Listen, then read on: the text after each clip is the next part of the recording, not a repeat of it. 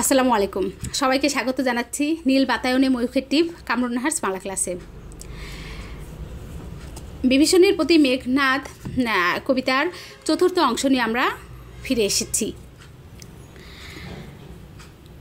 আমরা গতদিন দেখেছিলাম যে নিকুম্বিলা যজ্ঞাগারে যে প্রবেশ করছে, যে কী করতে চাচ্ছেন, সেখানে বিভীষণ যুদ্ধে যাওয়ার জন্য কি প্রস্তুত হবে বলে যাচ্ছে।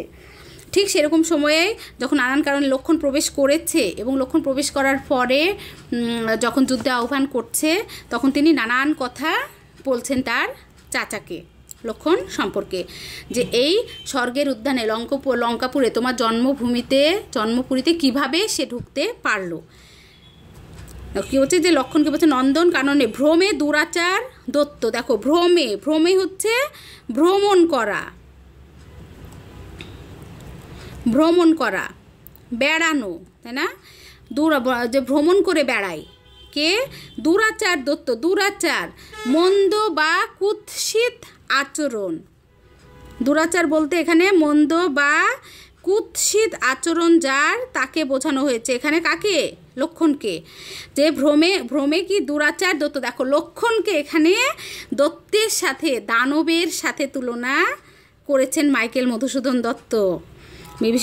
তিনি মেঘনাদের মুখ দেখি বলছেন যে এইখানে নন্দন কাননে, লঙ্কাপুরীকে নন্দন স্বর্গের উদ্যানের সাথে তুলনা করছেন, এবং স্বর্গের উদ্যানের সাথে তুলনা করে তিনি কি বলছেন, এই স্বর্গের উদ্যানে, স্বর্গের বাগানে কিভাবে ভ্রমণ করে বেড়াইকে মন্দ বা কুৎসিত স্বভাবে, যে আচরণ যার, কুৎসিত আচরণ এরকম একজন দত্তের, যে সব কিছু কী করে ফেলে, ধ্বংস করে ফেলে, নষ্ট করে দেয়। প্রফুল্ল কমলে কীটবাস। দেখো অনেকগুলো উপমা ব্যবহার করা হয়েছে এখানে। প্রফুল্ল, প্রস্ফুটিত,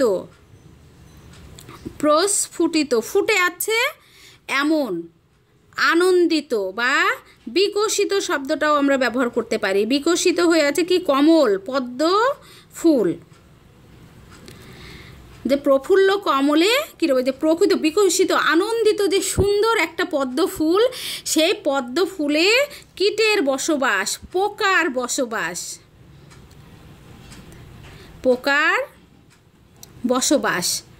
কীট বা পোকার বসবাস, কীটবাস। কহ তাত, যে চাচা তুমি বলো, সহিব কেমনে হেন অপমান আমি। যে তুমি তাহলে এখন আমাকে বলে দাও যে আমি কেমন করে এই রকম একটা অপমান, হেন এমন অপমান আমি কি করব, সহ্য করব কিভাবে আমি।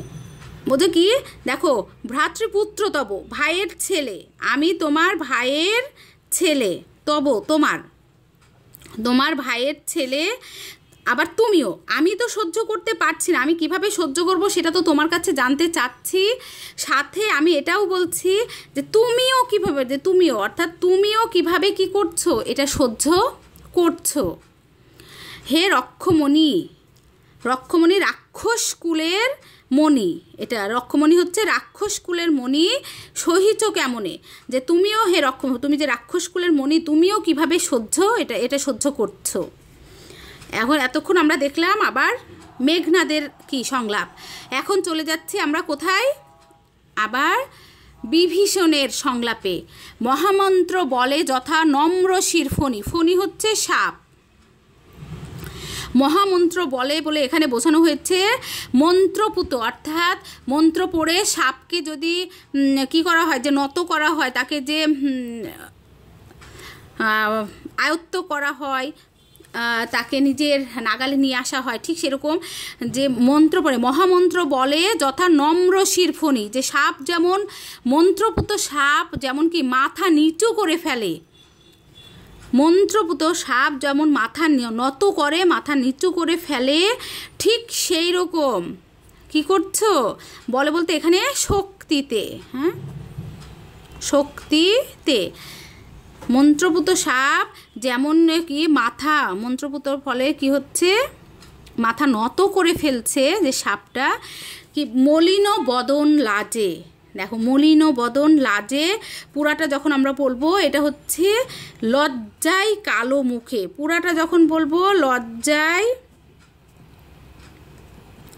লজ্জায় কালো মুখে তিনি কি করছেন, যে উত্তর দিচ্ছেন।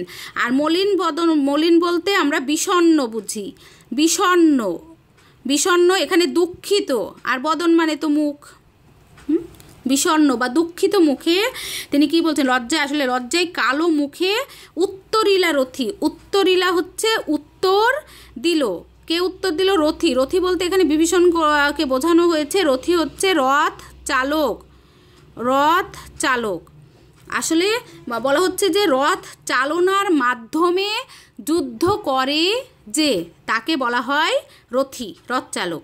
সে কি করলো, এটা এখানে বিভীষণের কথা বলা হচ্ছে। বিভীষণ। উত্তর কি দিলেন? রাবণ অনুজ। রাবণ অনুজ বলতে রাবণের ছোট ভাই। আমরা তো জানি বিভীষণ কি রাবণের ছোট ভাই। এখানে বিভীষণকেই বোঝানো হয়েছে। রাবণ অনুজ, রাবণের ছোট ভাই।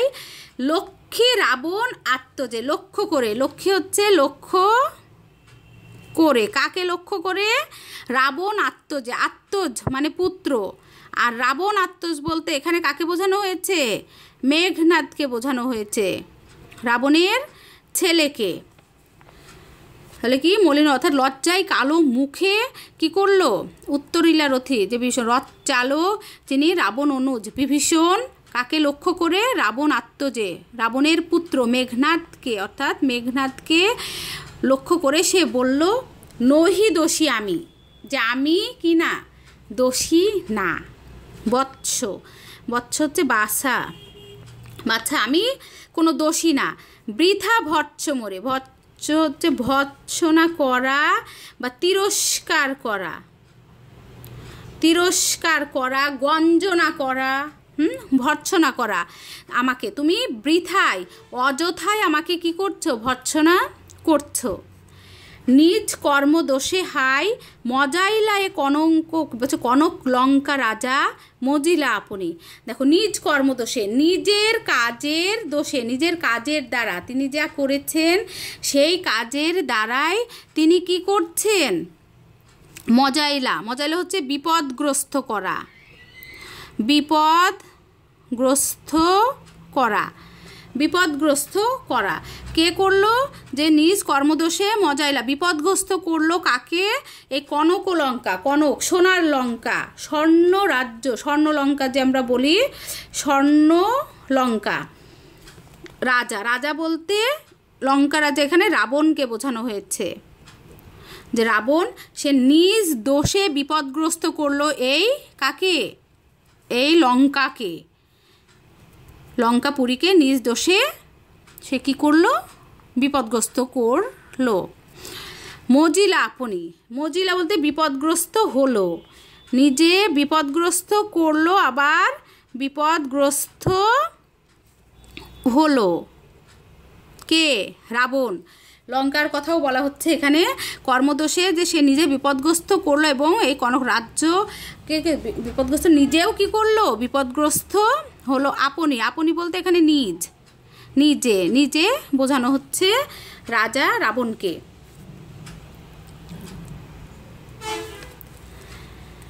বিরত সতত তাপে দেবকুল। দেবকুল বলতে এখানে দেবতাদের কথা বলা হচ্ছে, দেবতাদের বংশ, অর্থাৎ একের পর এক যে দেবতারা আছে তারা তারা সর্বদা, সতত হচ্ছে সর্বদা, বিরত, বিরত থাকে, কিসে থাকে? পাপে। এবে, এবে হচ্ছে এ সময়, এ সময়, এখন কিংবা আজকাল, সবগুলোই বোঝায়। যে সেখানে বলছে এখন, যে এ সময় কিংবা এখন, আজকাল কি বলছে? পাপপূর্ণ লঙ্কা পুরী, অর্থাৎ স্বর্ণ লঙ্কা একেবারে পাপে কি পূর্ণ, লঙ্কা পাপে পূর্ণ হয়ে আছে। প্রলয়ে যেমতি বসুধা ডুবিছে, লঙ্কা এ কালো সলিলে। দেখো, প্রলয়, প্রলয় হচ্ছে কিয়ামত, আমরা বলি সৃষ্টিনাশ, যখন সৃষ্টিনাশ, প্রলয়, কিয়ামত, যখন জগতের ব্যাপক ক্ষতি বা যে ধ্বংস, জগতের ব্যাপক ক্ষতি বা যে ধ্বংস হয়। যেমতি হচ্ছে যেমন, যেমতি হচ্ছে যেমন বা যে রূপ, যেমন বা যে রূপ, অর্থাৎ যে পাপনের প্রলয় সৃষ্টি নয়, যখন কি সমগ্র সৃষ্টি কি নাশ হয়ে যাচ্ছে, কিয়ামত আসছে, কিংবা জগতের ব্যাপক ক্ষয়ক্ষতি বা ধ্বংস হচ্ছে, যেমন যেরূপ সেইভাবে কি বসুধা অর্থাৎ পৃথিবী, সেইভাবে পৃথিবী কি ডুবছে। পৃথিবী যেমন প্রলয় বা ধ্বংসে যেমনভাবে ধ্বংস হয়ে যায় একেবারে, ঠিক সেই রকম এই লঙ্কাও কাল সলিলে কি হচ্ছে, ডুবে যাচ্ছে। শুধু ডুবছে না, মানে ধ্বংস হয়ে যাওয়ার সাথে, এখানে বলা হচ্ছে মারাত্মক, মারাত্মক বা ভীষণ, ভীষণ মারাত্মক বা ভীষণ, আর কি আসলের অর্থ কি পানি, হ্যাঁ, কাল অর্থ এখানে মারাত্মক বা ভীষণ হিসেবে ব্যবহার করা হচ্ছে। কি ধ্বংসে যেমন সৃষ্টিনাশ কিংবা জগতের ব্যাপক যে ক্ষয়ক্ষতি বা ধ্বংস হচ্ছে, যে কিয়ামতের সময় ঠিক সেরকম পৃথিবী যেভাবে ধ্বংসের সম্মুখীন হচ্ছে, সেই লঙ্কাও এই মারাত্মক এবং ভীষণভাবে এইভাবে কি হতে যাচ্ছে, ধ্বংস হয়ে যাচ্ছে, ডুবে যাচ্ছে। এই কাল সলিলাকে ভীষণ মারাত্মক একেবারে পানিতে ধ্বংস হয়ে যাচ্ছে। রাঘবের পদাশ্রয়ে রক্ষার্থে আশ্রয়ী। রাঘব বলতে এখানে রামের কথা বলা হচ্ছে, রাম, যে রামের পায়ে পদাশ্রয়ে, পায়ে আশ্রয় নিয়েই রক্ষার্থে আশ্রয়ী। রক্ষার্থে আশ্রয়ী বলতে এখানে আশ্রয়ী বিভীষণ নিজেকে বোঝাচ্ছে যে রামের কাছে আশ্রয় নিয়েই আমি কি করব, তার পায়ে আশ্রয় নিয়ে তার কাছে যে মাপ চাইলেই কিংবা তার কাছে গেলেই আমি কি করতে পারবো, শুধুমাত্র রক্ষা পাবো। তাই আমি রামের কাছে কি যাচ্ছি বা গিয়েছি, বা হয়তোবা কি উনি ভবিষ্যতেও যাবেন। সবাইকে অনেক অনেক ধন্যবাদ।